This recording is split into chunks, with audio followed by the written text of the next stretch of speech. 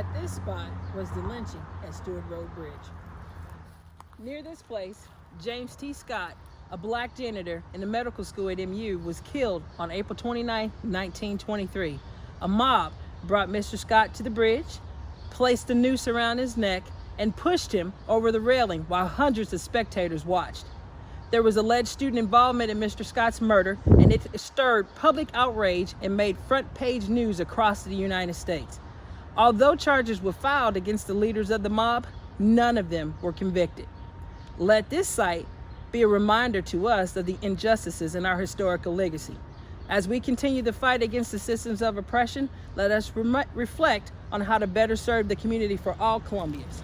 The lynching at Stewart Road Bridge reminds us of how far we've come and yet how far we are yet to go. This spot celebrates the hub of the black community. This is the spot for the 3rd Street Market, the Blue and White Cafe, and the Harvey House.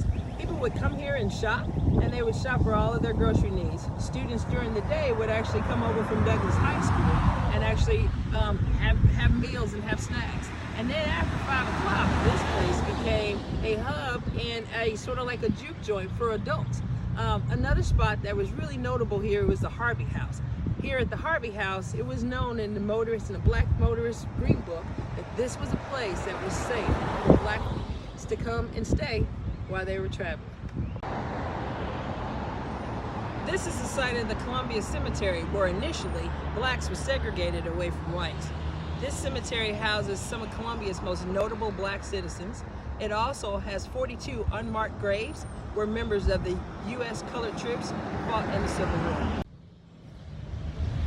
This spot housed Miss Truby's Market.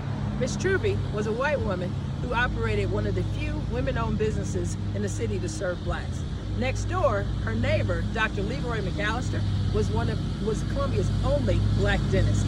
Didn't matter what time of day your ailment, Dr. McAllister was there to service you. He was also a corporal in World War I. Henry Kirkland was born in 1858 as a slave but freed at the age of 5.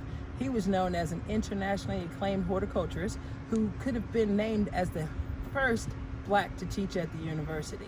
He was a successful businessman because he produced and sold produce and plants to Columbians and other businesses. This earned him the right to vote.